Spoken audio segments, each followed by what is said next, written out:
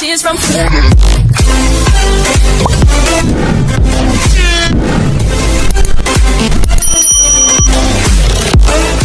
Tears from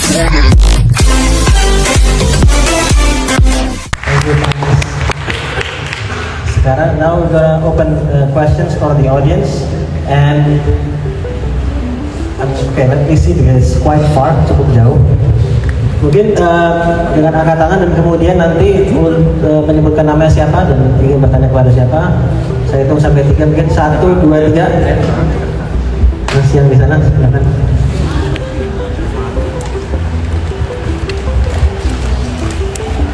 Halo, selamat malam. Assalamualaikum warahmatullahi wabarakatuh. Saya Iwan dari Depok. Saya mau bertanya pada 3 penanya sekaligus dengan 1 pertanyaan pada Bapak Atef Abu Zaid.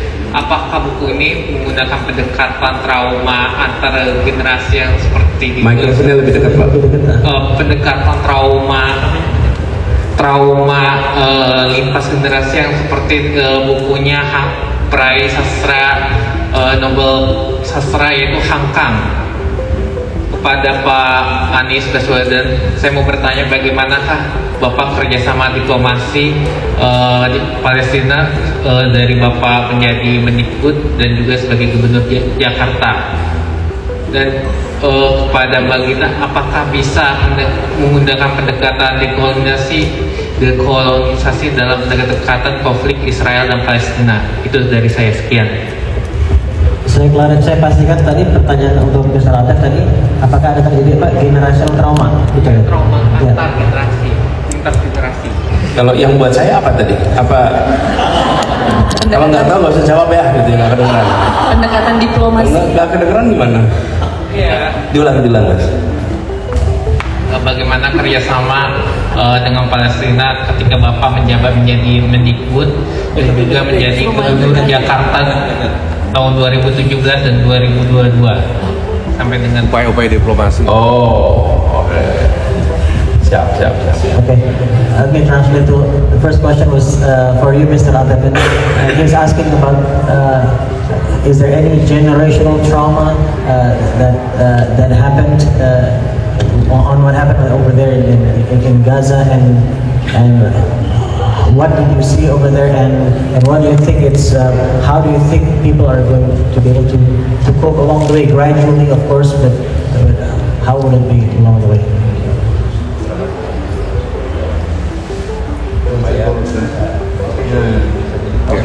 Oke. Jadi langsung beberapa pertanyaan sekaligus ya. 1 pertanyaan lagi aja ya, karena waktunya sempit. 1 pertanyaan lagi. Oh, ada 1 pertanyaan lagi? Iya. Oke. Sebentar. Tunggu dulu. Tangannya. Oke ya. Ya. 1, 2, Mbak yang pakai jilbab hitam. Ya, yes. Boleh ke depannya Mbak ya. Nama dan dari mana?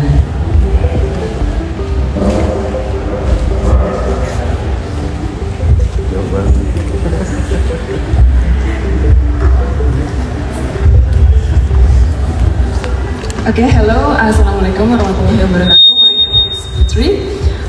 I have 2 questions. The first one is for Mr. Atef. With the ongoing war happening in Gaza, the escalation and geopolitical tensions, as the Minister of Culture of Palestine, how do you see the effort of the perseverance and also preserve Palestinians' culture, heritage, and also art? In such very challenging time, how do you see it maybe in the future? Also maybe it's in reference to what Pak Anies said about reconstruction. What do you see in the future of Palestinian culture, heritage, and identity? And also for the second questions to all the panelists, what message do you hope the future generations will take from this book about Diary of Genocide? That talks more about survival, hope, and resistance. Thank you so much.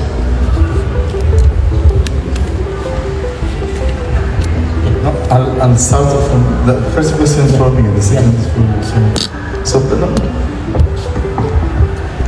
First I'll start with the first question with the gentleman here.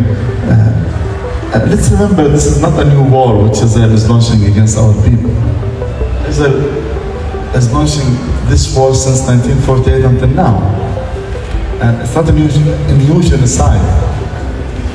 The Zionist gangs committed 57 massacres against our villages and towns in 1948. And nobody is accountable for this. And in these genocide massacres, villages were wiped out totally.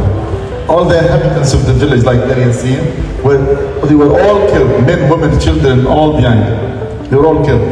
So this is not a new war. So this is a new phase of this war.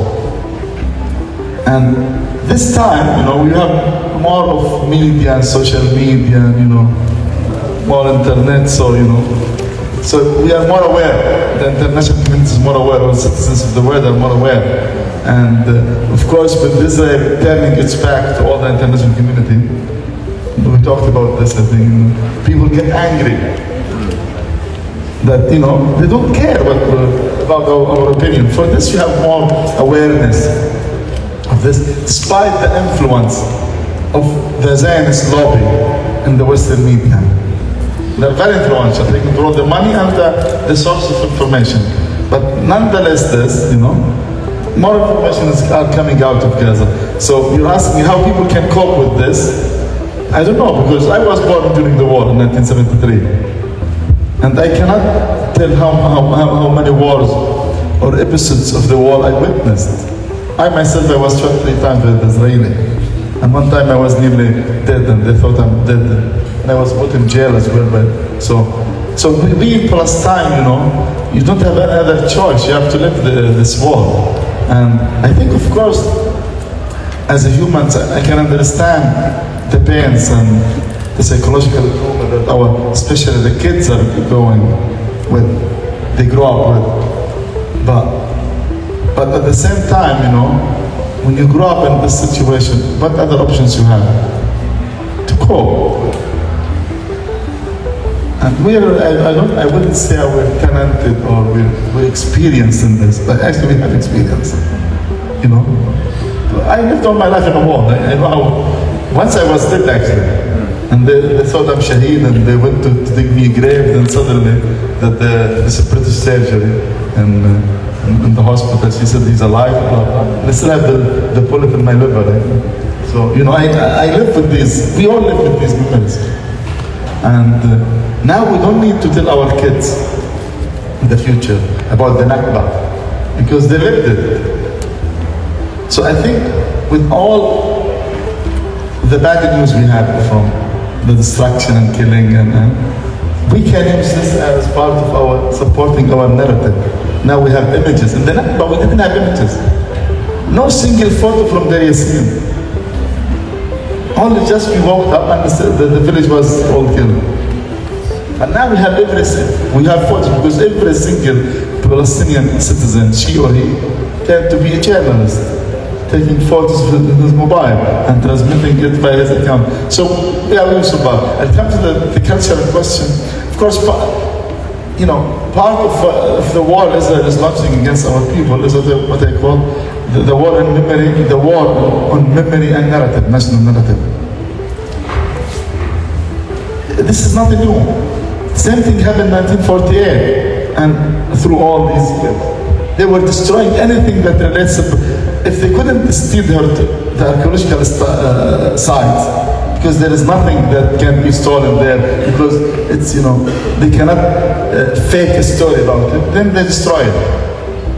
So either they stole what is not theirs, or they destroy it. And this is what happened in the museums of Gaza. If you're fighting, if this is a war, which is not, I think this is an attack, a genocide against our people. It's not a war between two powers. Because remember, the occupying power in international law doesn't have any right to self-defense, right? Self-defense is exclusive right to the people under occupation. It's not me who's saying this. This is international law who says this. So if this is a war, why do you destroy museums or public libraries? The public library in Gaza, which is the largest public library in Palestine, was made into zero. the archival center of Gaza City, before being destroyed, they bombed it with a bombing fire. So they burned all the documents, then they destroyed. Because they didn't want any document to survive, and even under the rubble. So they bombed it with the fire, like, you know, these bombs which burns everything, then they destroyed it. Same thing with theater, even the castles, like Pasha Palace, which is one of the oldest castles in Gaza. When Napoleon went and occupied Gaza, he used it as his office. He had coffee there, he enjoyed the scene. It's a very nice castle. They destroyed it. Even the killers in history, they used the place. Even the British generals, when they conquered Gaza in 1917, they used it as their office. Once I wrote in, they fight in Gaza. They don't want to see anything beautiful in the city. So they eliminated the city. Even the Palestinian Christians who went to God, to the church. And in Gaza, we have the third oldest church in the world. It's not in Paris, it's not in Rome. Christianity from our land. So we have the third oldest church in the world in Gaza. They destroyed its wall, they attacked it with their planes. And 18 Palestinian Christians who escaped to God to pray for him, to protect them, they were killed inside the church. Among them, Gaza photographer actually. But all the collections of Gaza photography since 150 years were banned in this attack. Because he took them to the church to protect them. But so this war is against our memory as Palestinian. It's against, you know, against these ties that connect Palestinians to the homeland. So part of our task as writers, and this is why this was a mission for me, at a certain point, responsibility. And when I was Minister of Culture, of course, we worked to reporting this, and we wrote to the UNESCO, to other international organizations, because we have no clue what they stole from our archaeological sites. I was telling Jenna before, there is no single painting in Gaza. Oh, because everything was destroyed. In museums, private collections, paintings in the walls of the universities, hanged in the offices, in the houses, everything was destroyed. So no single Palestinian artist. I talked to most of them in the tents we were living together in Rafah. Nobody has, just they have 4 images of their painting, all paintings. So everything was damaged. So we were reporting this, and we were asking the UNESCO, hey, just write to them. I asked the UNESCO, the Director General, Madame Moussaleh, hey, write to the Israelis. Tell them, just report here, not me. Of the statue of the archaeological site, nobody moved. So even one of them, the main 9 museums in Gaza, is privately owned by a businessman. And he has thousands of pieces from the Canaanite time, Phoenician time, you know, the early Arab Islamic period, etc.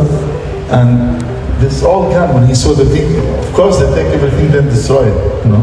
They steal it. And this is what Dayan used to do actually. Dayan, the Israeli general, he used to steal out. You know, his daughter, she's the man. She's the owner of the biggest collection of the Palestinian dress. Because whenever he invades a city, he used to, and if you're talking about each one of them, you can sell it for $100,000 or $500,000, some of them, because some of them are 500 years old. And so whenever he invades a village, he will go to the houses and take all the women dresses. We have very colorful dressing, which I registered in the UNESCO when I became Minister of Culture. I registered it as what we call it tatriz, which means embroidery. It's part of the non-tangible heritage of humanity in the UNESCO. And so he used General Dayan, and he was Minister of Defense later on. He used to steal these and to have them in his house. Now his daughter is the main, not collector, she sells now. She's selling this in the auctions in London and New York and Paris, and nobody tells her, you stole those from the Palestinians. So many things have to be done to safeguard the Palestinian national heritage, which we worked a lot, and the government is working on this as well. And we will continue working, and I don't want to take much time on this, so thank you very much for your question.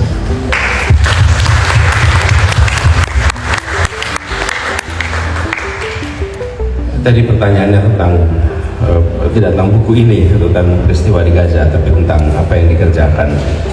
Lebih banyak setiap ada aktivitas antara masyarakat Palestina dengan warga di Jakarta, maka kita di Pemprov DKI Jakarta ikut fasilitasi.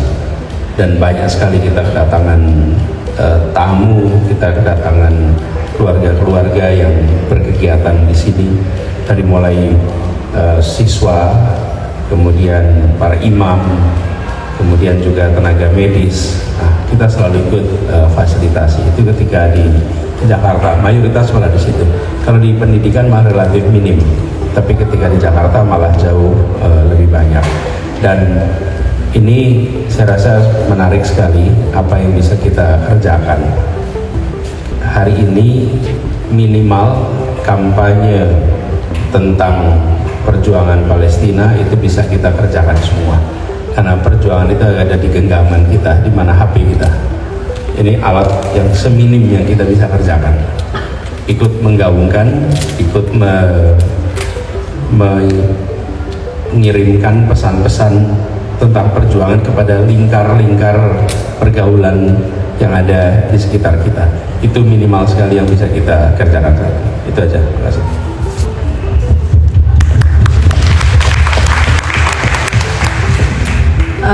Tadi ada 2 pertanyaan, mungkin bisa digabung ya. Yang pertama, apakah bisa menangkap dalam karya saya soal dekolonisasi Palestina, Israel terhadap Palestina? Kalau itu jawabannya adalah setiap filmmaker atau seniman yang punya privilege dalam hal ini adalah bagi saya adalah kemerdekaan.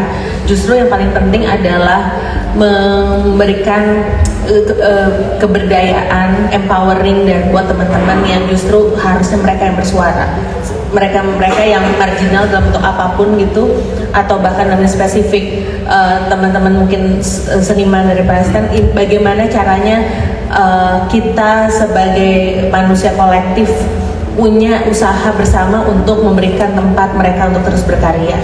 Dan tadi dari cerita Mr. Atef ketika bicara soal kebudayaan dan masa depan dengan konteks Palestina ini adalah saya jadi berpikir jangan-jangan perang ini telah mengubah satu hal, bahwa sejarah ataupun budaya itu tuh bukan cuma milik secara khusus lagi negara, bangsa atau suku, tapi sebenarnya tuh dengan kita adalah warga negara yang borderless gitu, udah ada dunia digital gitu. Ketika ada teman-teman yang sedang mengalami perang dan kemudian bahkan maksudnya mereka punya paintings yang udah nggak ada lagi sekarang, tapi punya foto-fotonya, kebudayaan itu harus kita serap juga, karena mereka adalah milik orang-orang yang udah belum tentu bisa masih punya hidup ke depannya untuk bisa bilang bahwa ini adalah kebudayaan dari sebuah bangsa yang dihancurkan secara tidak adil. Dan perang ini mengingatkan kita bahwa kemanusiaan itu adalah kolektif. Kemanusiaan itu tuh tidak pernah lagi sudah tidak zaman lagi sepertinya untuk dikotak-kotakan. Apalagi, dan tantangan terbesar kita adalah ternyata kebenaran kali ini tuh dalam setahun terakhir ini tuh bisa menembus algoritma yang biasa kita hidup dalam bubble dan kita cuma dipaksakan untuk melihat apa yang kita suka. Tapi perang, tragedi, ternyata butuh tragedi sebesar ini untuk mengingatkan kalau kita tuh terhubung satu sama lain, baik dalam ikatan emosional, ikatan harapan kemerdekaan sebuah bangsa, dan juga bahwa kebudayaan mereka adalah kebudayaan kita juga. Dan itu adalah mungkin kita bisa membuat janji terhadap diri kita sendiri bahwa kita tidak akan melupakan kebudayaan orang lain, bangsa lain, suku lain, karena itu adalah bagian dari kita. Dan mungkin juga kita bisa berefleksi terhadap diri kita hari ini untuk ngecek siapa ya saya sebelumnya untuk ada titik ini, dan kebudayaan apa yang kita punya sebelumnya, karena di ujung negara sebelah sana kita melihat sebuah kebudayaan bisa punah karena perang yang ada gitu ya.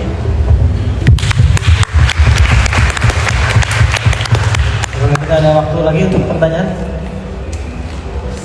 Oh, oke. Satu lagi, silakan. Satu lagi, oke. Wait, tur dulu saya tadi. Sama tak pakai dulu kan. 1, 2, 3.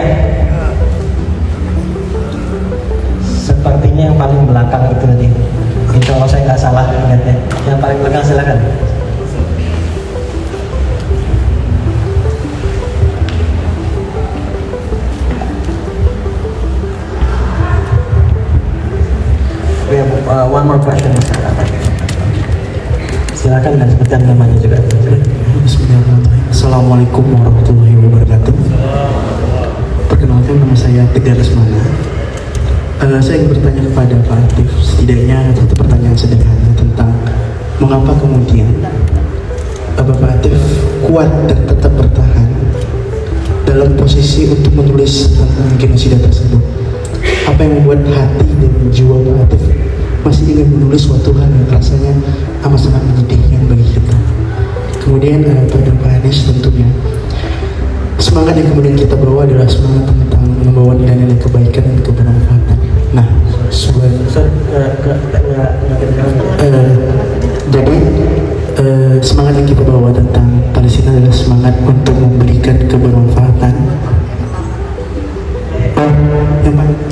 Semangat untuk memberikan kebermanfaatan. Iya, tadi itu untuk Pak Anies. Bagaimana kita kemudian mengimplikasikannya terhadap diri kita dan juga kepada media sosial tentang Palestina gitu. Bagaimana kita bisa memanfaatkannya? Iya, memanfaatkan tentang kebermanfaatan kita, peran kita untuk Palestina.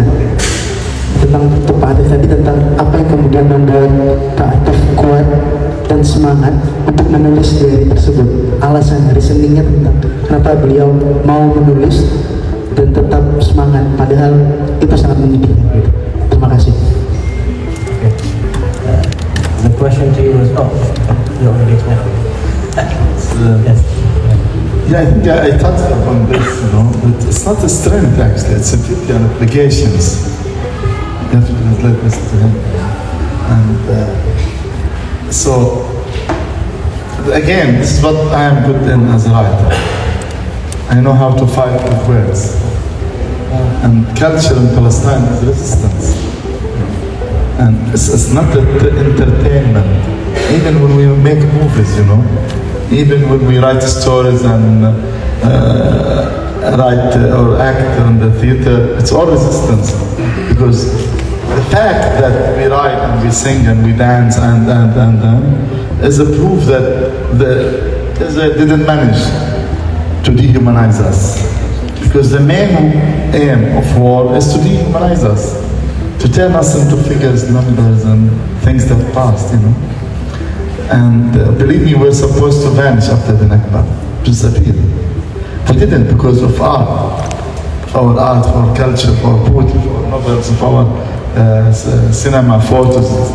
So for me, writing is a mission. This is what I can do as a writer, and it's my part in keeping my nation alive. Jadi, secara singkat saya terjemahkan. Jadi, seperti yang Pak Atef sampaikan tadi, bahwa ini sebetulnya bukan buat beliau, ini adalah panggilan dan kewajiban sosial juga, bagaimana dia bisa ikut berperang dengan kelebihannya dia, yaitu menulis. Gak ada orang berperang dengan caranya masing-masing dan dia punya kelebihan dalam menulis. Sebagai seorang penulis, dia menggunakan kelebihan ini untuk cara dia untuk berperang, untuk ikut ada dalam perjuangan ini. Dan juga tadi seperti yang Pak Atif sampaikan, lewat cara ini beliau juga ingin terus bagaimana caranya agar perjuangan ini tidak terhenti. Dan salah satu hal yang sangat penting tadi adalah ketika dalam sebuah perang, salah satu tujuan dalam peperangan itu dari bawah adalah ingin menghilangkan sisi kemanusiaan, jadi dehumanize, atau tidak lagi memanusiakan orang. Sedangkan ketika lewat cerita, lewat tulisan, kita bisa melihat kembali sisi manusia. Bukan lagi hanya sebuah angka, bukan hanya lagi sebuah tulisan berapa banyak orang yang meninggal, kondisi itu bangunan seperti apa, tetapi lewat cerita, lewat tulisan, angka-angka tadi menjadi real. Angka-angka tadi bisa kita rasakan. Jadi seperti yang disampaikan tadi, ini bukan hanya dia tidak melihat ini karena sebagai bagaimana agar tetap semangat, tapi ini adalah panggilan dia. Dan dia melihatnya sebagai sebuah kewajiban. Ketika sesuatu sudah menjadi panggilan kita, maka rasanya tidak butuh lagi untuk harus diingatkan, tidak butuh lagi untuk, karena dalam kondisi kita sedang lelah, sedang seperti apapun, ketika itu menjadi panggilan kita, panggilan jiwa kita pasti akan tetap bergerak. Pak Ali, kalau boleh saya bertanya ke beliau. Ya, Boleh kan? boleh. Oke. Masih ada waktu? Nggak dimatiin kok lampunya. Saya udah nggak punya tanda tangan lagi di sini, tapi masih boleh lah kalau diskusi ya. If I ask you questions, you explained a little bit in private, but perhaps it's of interest to many of us. What time of the day that you actually write this diary? And how did you write it? You write it in paper, you write it using your laptop, and can you tell us a little bit more of technicalities? I'm going to comment after that. Actually, part of the day is written in my handwriting, actually. Because we didn't have electricity. People forgot that the people of Gaza, now for a year, and now it's 23, a year and 2 weeks, they don't have electricity. There's no electricity. No electricity. Some people, they're lucky, they used to have like cellular energy on their, top floor. Like my sister, she used to have one. So I used sometimes to walk to her place, which is dangerous. It's a very east of the Jala camp, to charge the laptop. Of course, charging the laptop means it takes like 2 hours to charge it. And okay, at that time I had to walk like for 45 minutes, it's okay. But then 2 hours to charge it, And then I wake up in the morning, I write. So why it's the night? I cannot write in the night because there is no electricity. And if I open the laptop and and the drone sees something lighted in the house, of course, they will hit the place. So, but many times I couldn't do this. I couldn't charge my laptop. And one time in the day, I think the laptop is broken for 5 days. I think a water or something filled in it. So I have to write in my handwriting. So when I write in my handwriting, I will take photo of this and send it via WhatsApp to my publishers. And sometimes for my English publisher, actually, I will read it to him through voice messages.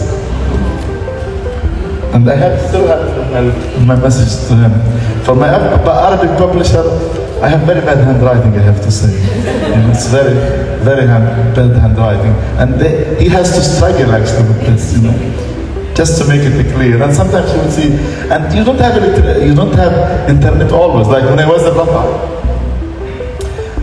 I have to walk 3 kilometers from the very west of Rafah, where my tent was, near the beach, to the very east.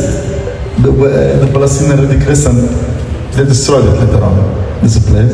So they have solar energy, So I was charging my laptop there and having, of course, they had coffee at that time, so this was great, to have coffee in the wall is something at that time.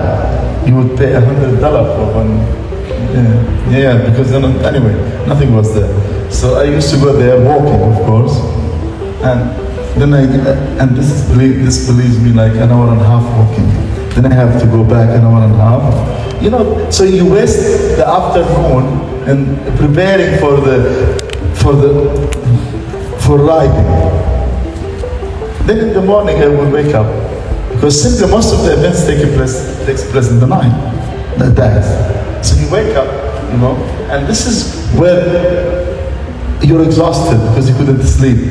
So it's even more, I would say, more emotional to write, So, and people are exhausted and they sleep, so you wake up and you start, and it's not that morning was more safe in Gaza, no, it's all dangerous. But it's, just it happens like this, in the morning it's more calm. I think they got tired. They got tired maybe, so the drones and the operators of the drones and the generals, they got tired, so I don't know. So yeah, I write but now when I look at it, I feel sometimes, it's stupid, because I could die one of these moments. And many times, especially at Rafah, I would go like, after I write, I need internet signal. So I have to walk to the border with Egypt, which is dangerous. Or close to the tanks in East Khan Yunis. And sometimes I'm far from the tank. I don't like telling the stories because these are not heroic, but these are true because you asked them. So I have to hide near the European hospital in East Khan Yunis, between the trees, and try to raise the mobile to get signal, Israeli signal. internet signal. Because the soldiers are there, so they have internet, you know. It's not me, many people who are doing this, so it's not secret. So, and always need the Egyptian to get the Egyptian signal. Then the minute I get the signal, just I press send on the WhatsApp. Then I go, yeah, it's... Thank you for this. Thank you. The reason why I'm asking this is this because on the one hand, you're very descriptive about the events that involve, but on the other hand, you also pour in your feeling, your sensitivity toward the circumstances in each day as things were happening. This is my habit as a novelist. You said, I think you spoke Indonesian, but I got some. I'm not psychologist. I'm not historian. I'm not journalist. So I was doing kind of, you know, narrative, personal narrative. Sorry to interrupt. Yeah, sure. And that's why it is beautiful then. It is a beautiful writing because on the one hand you're descriptive and you're describing reality, but on the other hand it's also full of imaginations translated into choice of events, choice of words in your writing. That's why I wonder what time of the day, because it requires freshness. It requires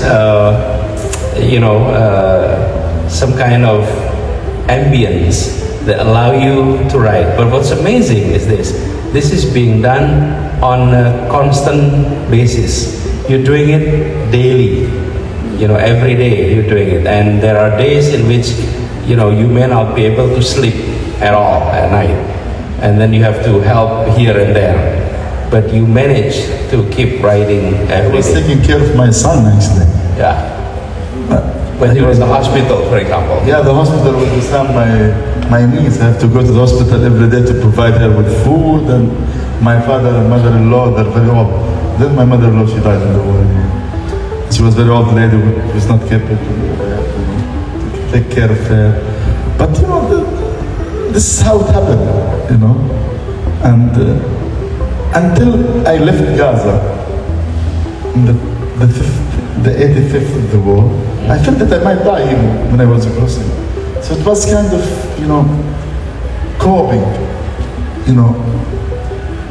writing is part of this coping process, or I don't know. Yeah, but this is also something that I wrote a note here, that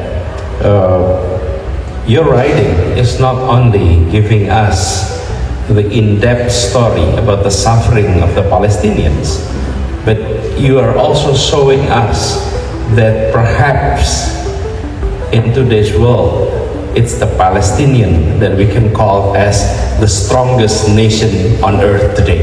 It's the Palestinian. And that's through this passage. Yes, there is a story of suffering, but beyond that story, it's about the strength. And I'm always amazed,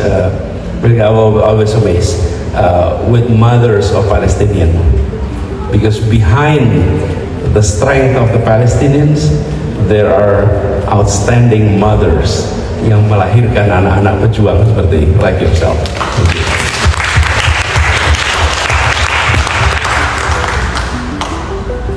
Mbak Gina, mungkin ada mau sampaikan pesan terakhir mungkin terkait cara dan buku ini, dan juga terkait apa yang disampaikan oleh Atef dalam buku ini. Yeah. Well, thank you Atef for being here. Yes, I think it's very humbling for all of us here to read this book, to hear your story, and I think and I hope for everyone here we will bring more. We will pray them for Palestine more.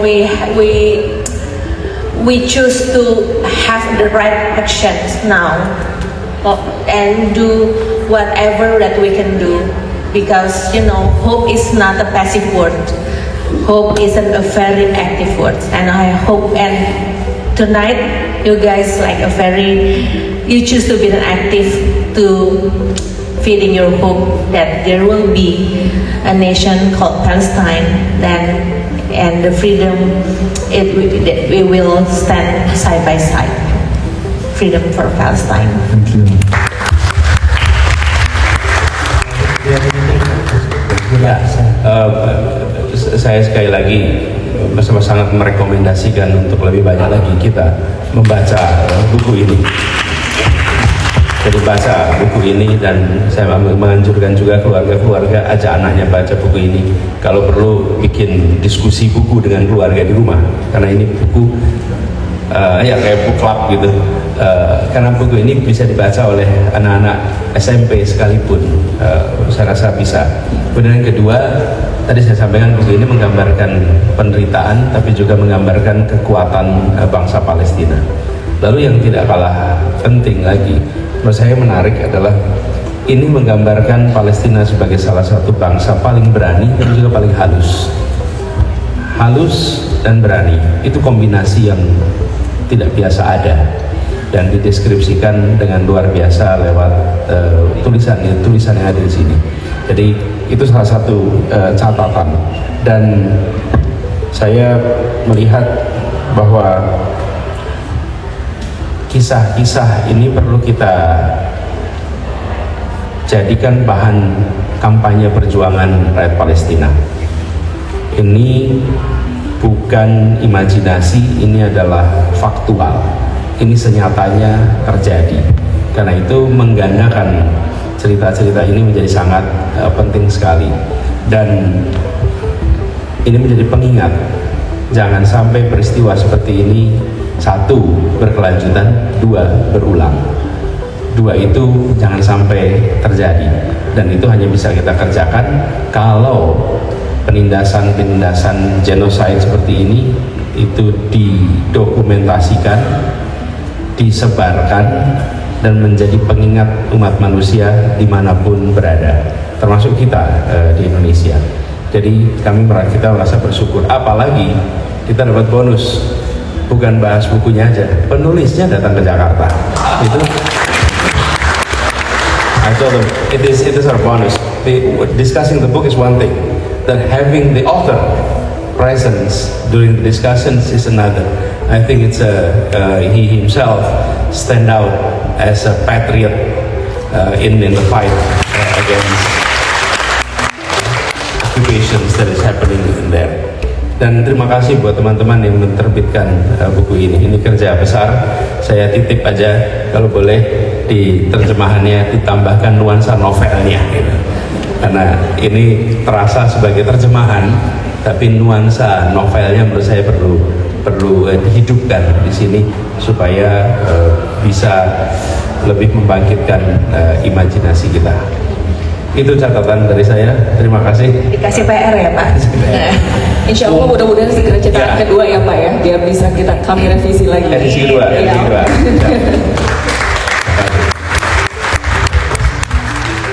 Mr. Atef, do you have anything, any last message that you want to share to the audience here, to the readers of your book? For the good words, actually, they seem good. I don't really understand many of it, but I trust you well. No, but I'm happy that the stories and the lives of those who were lost, actually they were not lost in the war, because of them, they're martyrs, you know.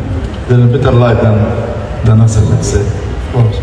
I mean, their stories and their dreams, their lives are told. And of course, none of them, the humanity, felt in danger.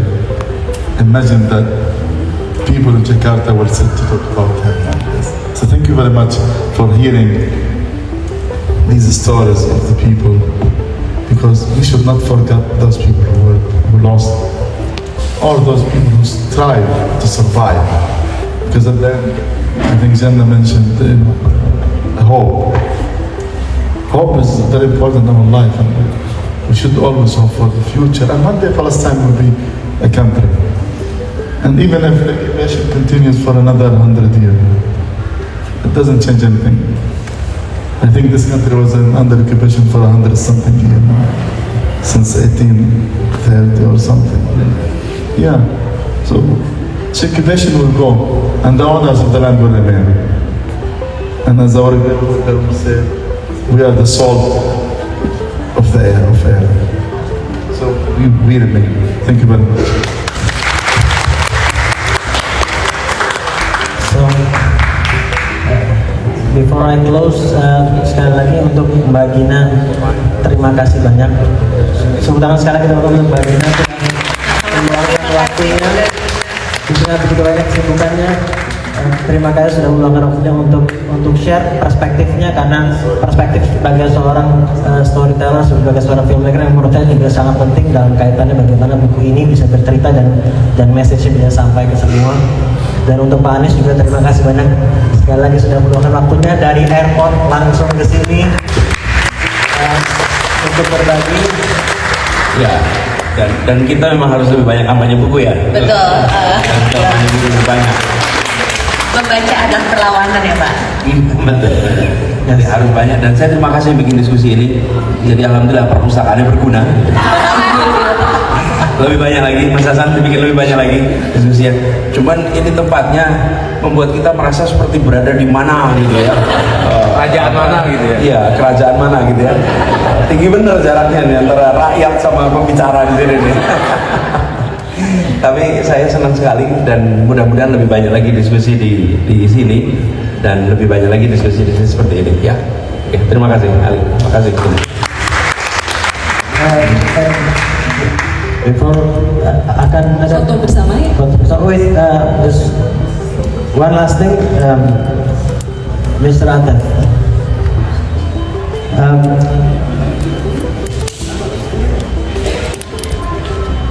Mr. Atef, before we close this, I also want to thank you.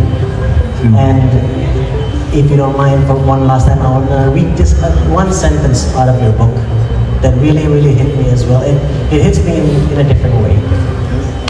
Then this is, you mentioned that memories of war are strangely positive because to have them, you must just survived. Beliau bilang bahwa memori akan perang itu anehnya bisa menjadi positif juga, karena untuk bisa memiliki memori itu artinya kita selamat. So it's such a, it hits me with so many feelings when I read this part. And I want to let you know that I'm glad that you survived. We are grateful that you survived, and we are grateful that you put all the time and effort to write all the hassles that you shared with us today to make sure that this can be published, that the stories can be heard. It's not just the story of you, but it's the stories of everybody over there. And for all people here, I also want to, you're not just sharing this to the audience here, because the stories that you shared to the audience here is going to get amplified when they come home, when they tell to other people about this book, about your stories, to keep the resistance, to keep this fight all the way until we can really see freedom in Palestine. So thank you so much for taking the time to come to Indonesia. And with that, I also want to thank you to everyone who was here. And I'm going to bring this back to the committee. Thank you so much. Assalamualaikum warahmatullahi wabarakatuh.